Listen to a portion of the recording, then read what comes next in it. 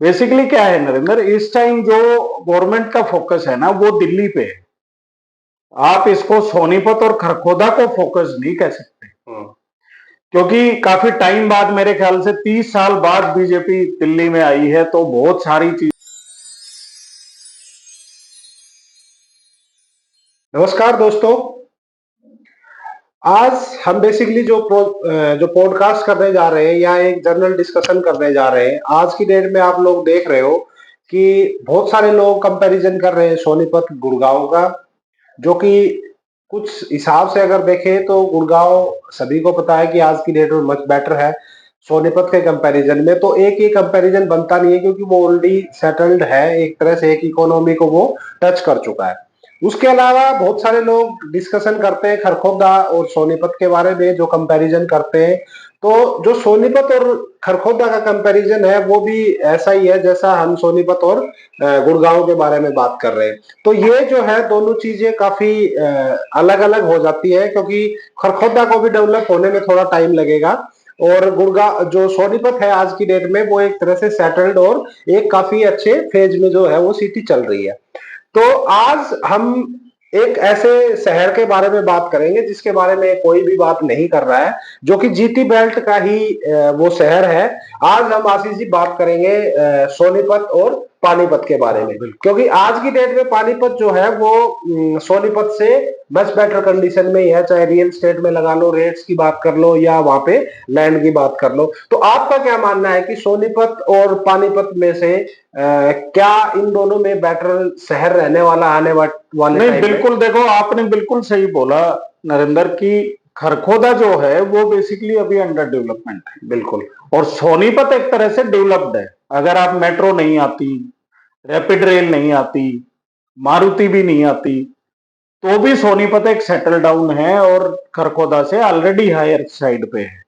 तो अगर हम इस बेल्ट की एक बात करते हैं तो कंपैरिजन हमारा बेसिकली होना चाहिए पानीपत और सोनीपत से, एप्पल टू एप्पल कंपैरिजन का ही बेनिफिट है, ऐसे तो कोई क्योंकि बेनिफिट दोनों को सेम हाईवे लगता है। बिल्कुल। दोनों शहर दोनों तरफ बसे हुए हैं, लेफ्ट हैंड साइड पे, राइट राइट हैंड हैंड पे। पे। दोनों जगह एजुकेशन आपका देखोगे तो लगभग सेम सर्कमस्टांसेज हैं। दोनों शहरों में अगर आप बिल्डर की भी बात करोगे तो M3M अगर वहां है तो यहाँ भी है, LD को वहां है तो यहाँ भी है। तो एक builder to builder, city to city, और same location, same education level. तो कंपैरिजन आई थिंक यही बनता है कि भाई पानीपत ज्यादा अप्रिशिएट करेगा या सोनीपत ज्यादा अप्रिशिएट इसमें करेगा। एक चीज मेरा ये मानना है कि पानीपत में अगर मैं रिसेंटली एक डेढ़ साल की बात करूं, एक डेढ़ साल बैक में जाके अगर हम बात करते हैं, तो सोनीपत में बहुत सारे रियल एस्टेट के प्लेयर्स ने एंट्री की है। और एक आपने पहले वाले वीडियो में भी बताया था कि होटल इंडस्ट्री भी यहाँ आई है। बट पानीपत में ये सारी चीजें नहीं हो रही है। क्या रीजन है इसके पीछे का कि पानीपत में इतने ज्यादा दीनदयाल के प्रोजेक्ट भी नहीं आ रहे हैं? हाँ, एक ही प्रोजेक्ट है वहां पे, LD का ही, दीनदयाल का एक अकेला प्रोजेक्ट चल रहा है।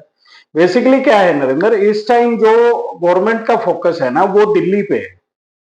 आप इसको सोनीपत और खरखोदा को फोकस नहीं कह सकते, क्योंकि काफी टाइम बाद, मेरे ख्याल से 30 साल बाद बीजेपी दिल्ली में आई है, तो बहुत सारी चीजें ऐसी फोकस्ड रहेंगी कि उनको दिल्ली को अगर उसको अपग्रेड करना है, उनका पोल्यूशन लेवल घटाना है, वहां से आपको जाम से निजात दिलानी है, तो बहुत सारी चीजें आपको शिफ्ट करनी पड़ेगी।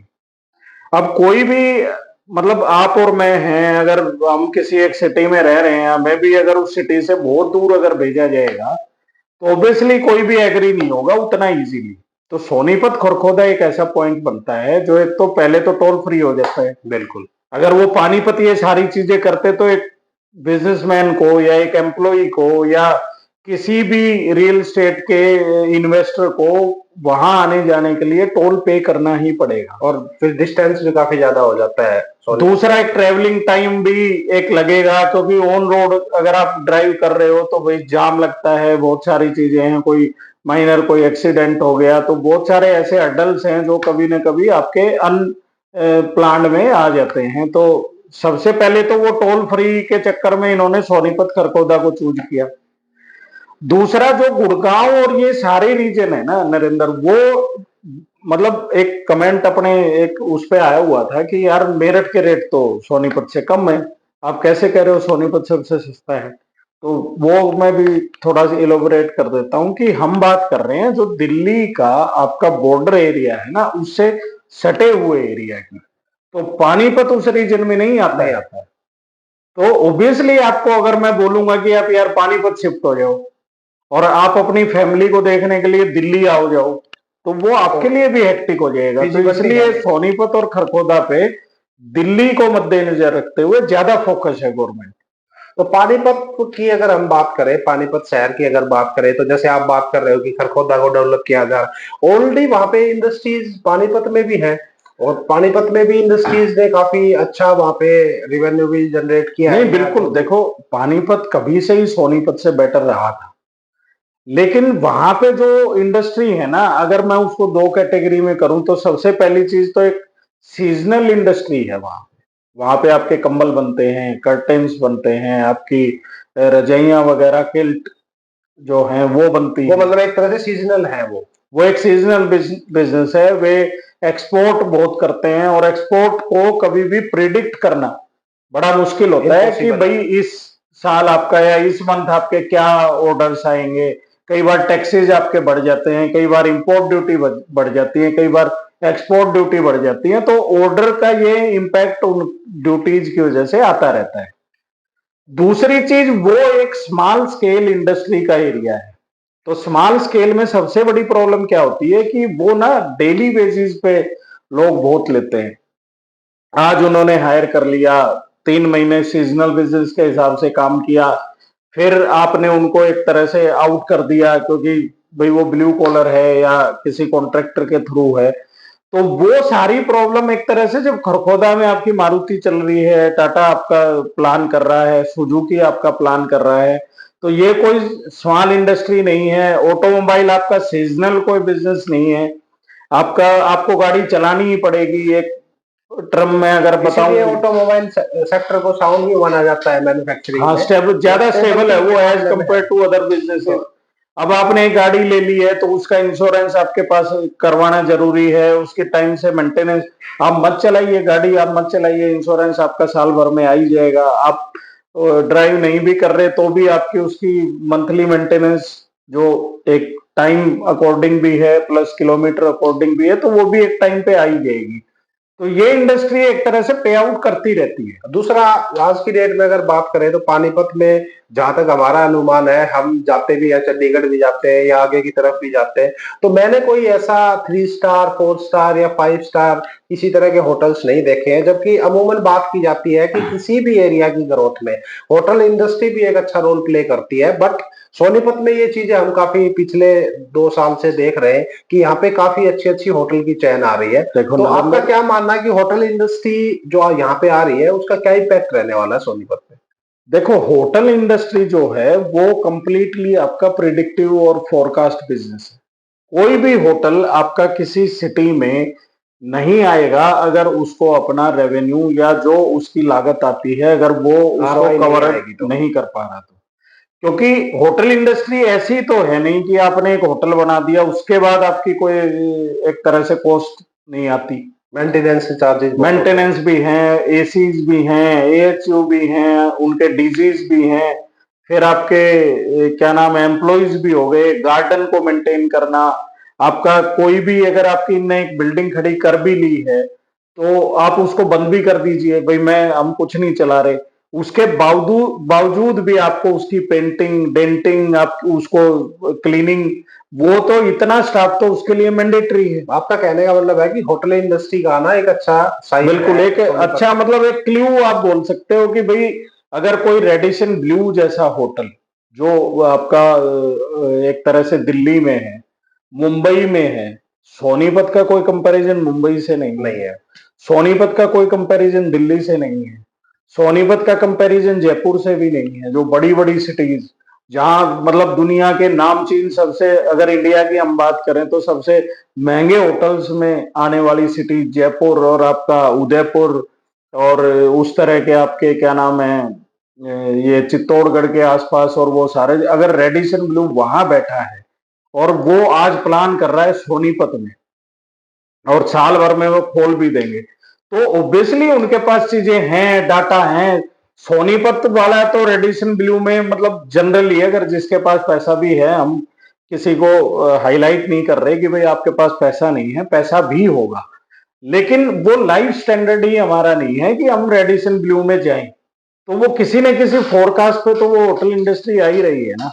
तो इसके अलावा काफी सारी चीजें ऐसी हैं जो ओवरनाइट यहाँ पे डे टू डे अगर हम देखते हैं, तो आज की डेट में किसी भी आप न्यूज़पेपर को देख लो या कोई आप टाइम्स ऑफ इंडिया को देख लो या कोई भी आज की डेट में जो वे ऑफ कम्युनिकेशन जो आज की डेट में सोशल मीडिया को माना जाता है, वहां पे देख लो तो सोनीपत शहर के बारे में कोई ना कोई खबर, चाहे वो गवर्नमेंट की तरफ से लगा लो चाहे दिल्ली की तरफ से लगा रिसेंटली लो। अभी येलो लाइन की भी आई है, तो बादली ये वाली। चीजें जो है वो आने वाला टाइम जो है सोनीपत का, हमारा मानना है, ये मैं भी ये सोचता हूँ कि इससे पहले मैं ये सोचता था कि Panipat is much better than Sonipat, but जिस तरह से आप चीजें बता रहे हो या हम न्यूज़पेपर्स में चीजों को देख रहे हैं, तो Sonipat will be the next Gurgaon हम बोल सकते हैं। मतलब ये 100% श्योर नहीं है।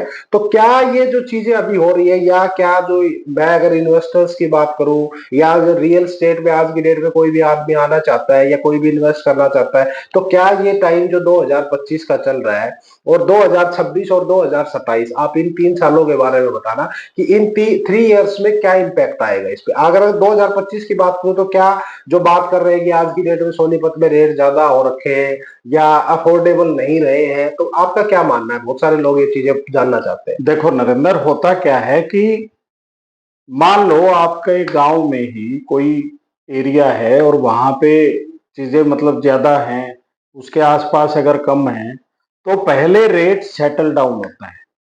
सोनीपत में इस टाइम आपको मेट्रो नहीं दिखेगी, नहीं दिख रही। रैपिड रेल नहीं दिखेगी। मारुति हालांकि चल गई है, उसका इम्पैक्ट भी 5-10% आने लगा है, वो हम फील कर रहे हैं, लेकिन अगर 95% कस्टमर की बात करें तो कस्टमर उसको अभी फील नहीं कर पाया है।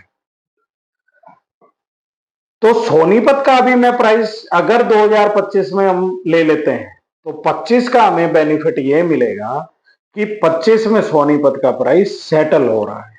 सेटल इन द सेंस कि ये 60,000 रुपए से और 1.25 लाख रुपए तक सेटल होगा।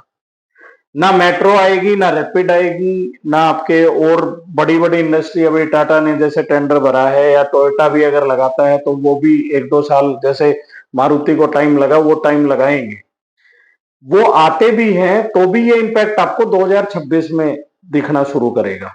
लेकिन 25 में क्योंकि प्राइस सेटल हो रहा है, दिल्ली आपका हाइयर प्राइस पे है, पानीपत हाइयर प्राइस पे है, गुड़गांव हाइयर पे है, नोएडा हाइयर पे है, तो सेटल डाउन में ये आपको 20-25 हजार रुपए का एप्रिसिएशन जरूर देगा विदाउट डेवलपमेंट।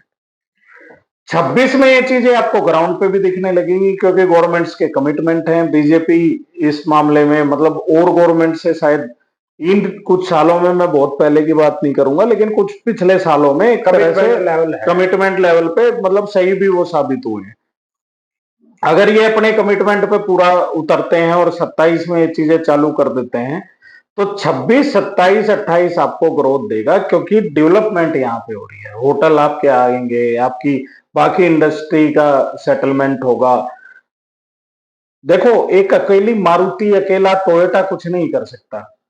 वो ग्लोबलाइज एक ऐसी फर्म है कि उसको आप सिर्फ इंडिया में मारुति को नहीं जानते, वर्ल्ड वाइड जानते हैं उसको। तो आपके उड़ीसा के एम्प्लॉय, चाहे वो वहां पे कॉलेजेस में पढ़ रहे हैं, आपके भुवनेश्वर के, आपके गुजरात के, तो एक मल्टी कुजीन जिसको बोलते हैं, मल्टी कम्युनिटी का जो डेवलपमेंट जब किसी सिटी में होता है, दिल्ली क्या है, एक मल्टी कुजीन सिटी तो है। बिल्कुल, वहां बंगाली भी है, आपका मराठी भी है, आपका भी है, दिल्ली बिल्कुल, तभी तो वो चीजें डेवलप होती हैं। अभी तक क्या था कि सोनीपत बेसिकली एक तरह से एक जाट कम्युनिटी या आपका ब्राह्मण कम्युनिटी को आप कह सकते थे कि यहाँ पे ज्यादातर ज्यादा रीच उन कम्युनिटीज की हैं, लेकिन धीरे धीरे डेवलपमेंट की वजह से ये सारी चीजें कम्युनिटी आएंगी। अब दिल्ली में भी किसी को यूनिवर्सिटी में पढ़ना है और वो मुखर्जी नगर में रह के उतना रेंट दे, उससे कम में वो मेट्रो से या उससे ट्रेवल नहीं करेगा, वो सोनीपत में नहीं रहेगा। उसको फूड फैसिलिटी भी अच्छी मिल रही है, उसको रेंट भी कम पे करना पड़ रहा है और पॉल्यूशन से भी नहीं जूझना पड़ रहा है और मेट्रो से जाएगा। तो ये एक सेटल डाउन है सोनीपत का 2025। तो मेरा सजेशन है कि आप 25 में एंट्री करिए। आपको अपनी जेब का एप्रिसिएशन खोना है तो आप 26 में आ जाइए। 26 में भी आप 10,000 रुपए 15,000 रुपए अप्रिसिएशन और खोना चाहते हैं तो आप 27 में आ जाइए, क्योंकि ये तो कंटिन्यूअल एक तरह से डेवलपमेंट है जो 31, 32, 33 जैसे गुड़गांव को हम देख रहे हैं, वो चीजें वो कंटिन्यू चलती रहेंगी। तो अभी रिसेंटली सोनीपत में एक आप लोगों के लिए एक अच्छी खबर है, जितने भी हमारे व्यूवर्स हैं या जो हमें जो लाइक करते हैं हमारे वीडियोस को, रिसेंटली 2 और 3 डेज बैक की अगर मैं बात करूं तो सोनीपत शहर में एक अच्छी खबर ये भी आई है कि सोनीपत में जो बस स्टैंड था वो सिटी के अंदर था, जिसको अब उठा करके नेशनल हाईवे पे कोई लोकेशन पे आएगा। वो अभी उसका डिमार्केशन वगैरह हुई नहीं है, तो एक ये भी एडवांटेज रहेगा Delhi day to day commuters के लिए या उससे आगे जो लोग जाते हैं। तो ये एक आप लोगों के लिए एक न्यूज थी। और उसके अलावा आशीष जी, आप एक चीज बताओ मुझे, जो गवर्नमेंट ने आज या कल पहले ही मेरे हिसाब से 1-2 दिन में ही एक डिसीजन आया है कि जो हुड्डा के जो भी सेक्टर्स होंगे उनमें कोई भी जो ड्रॉ के थ्रू होती थी या एक मिनिमम बिडिंग अमाउंट होता था वो नहीं होके अब वो ऑक्शन पे लोग जा रहे हैं। तो उससे अच्छा तो आप दीनदयाल प्रोजेक्ट में जाओ या हुड्डा। देखो, हुड्डा ने भी एक तरह से कंपटीशन ही जनरेट कर दिया है नरेंद्र। उन्होंने भी पहले हम ये मानते थे कि हुड्डा में डेवलपमेंट होती है वो एक मतलब कम्युनिटी को देख के या लोगों को बसाने के पर्पज से होती है, बट ये भी यहाँ पे भी अब वही है, अब वो चेंजेस हो गए हैं, चेंजेस हो गए कि मनी माइंडेड हर कोई हो गया है। तो और गवर्नमेंट को होना भी चाहिए। देखो, इतनी बड़ी अपनी पॉपुलेशन है देश की, आपको किसी सिटी में अगर पर्टिकुलरली हरियाणा की बात करें, अगर कोई हरियाणा गवर्नमेंट मनी माइंडेड होती है तो ऑब्वियसली हरियाणा की गवर्नमेंट जो है वो आपको फैसिलिटेट भी ज्यादा करेगी। बिल्कुल, हरियाणा एक सबसे बड़ा एडवांटेज ये है कि हरियाणा बहुत ही छोटा है, जिसमें कि काफी अच्छे से डेवलपमेंट और रेवेन्यू बहुत अच्छा है हमारा, और रेवेन्यू अच्छा है तो चीजें मेंटेन भी यहाँ पे रह सकती है। बिल्कुल बिल्कुल। तो दोस्तों, ये जो हमने सारी चीजें बात की सोनीपत और पानीपत के बारे में, और हमने सोनीपत की जो रिसेंटली जो डेवलपमेंट हुई है उनके बारे में आशीष जी ने हमें बताया।